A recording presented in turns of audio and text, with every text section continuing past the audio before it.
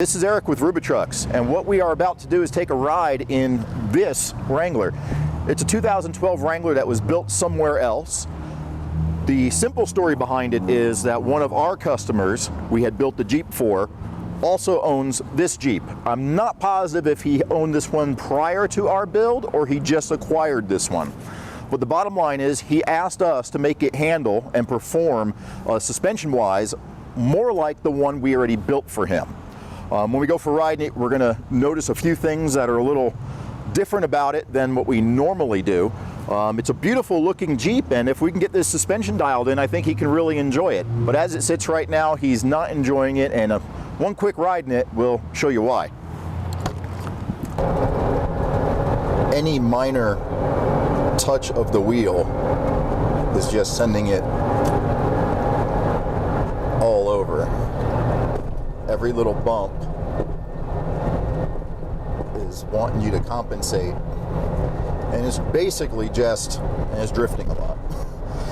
Basically just normal bump steer, you know, a little bit more pronounced because of the ride height and without any geometry correction.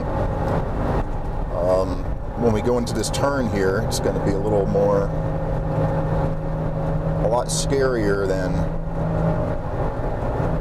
we're used to in some of our Jeeps. So the caster should be right where ProComp designs this lift kit to be, but the front end is definitely loose and it's darty.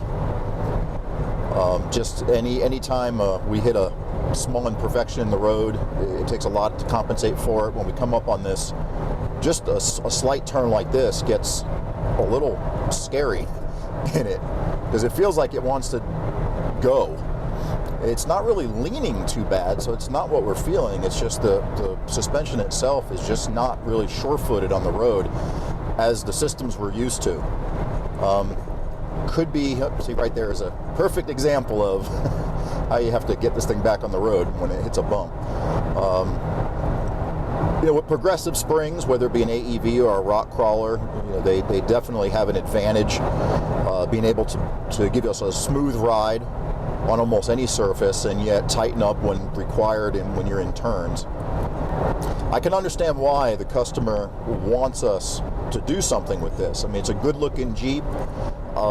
You know, it's 37 1350s, shouldn't have to ride like this on a new JK. I mean, an unlimited JK with 37s, we've done probably 100 of them, and 95% of them have AEV lift kits on them, and they ride great on the street.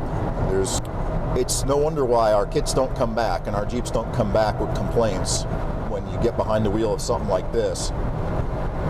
This is not something I would want my wife to drive. This is not something I would want my son or daughter to drive. It just doesn't feel safe on the road. A lot of people feel like this is just the way a Jeep drives. You know, they're used to leaf springs in a CJ or a YJ, or they're used to, you know, a short wheelbase TJ with a lift kit on it, and they know that it's very difficult to get the geometry right with a 37-inch tire, almost impossible. It's really difficult to get one of those other Jeeps to ride really well with a 37-inch tire. However, a JK has no problem. You know, we do a 4.5-inch lift on a JK with geometry correction brackets for the factory control arms, and they ride better than stock. Whether it be in turns, whether it be going over bumps, whether it be off-road, they just have a great ride to them. And this is definitely lacking in a lot of areas.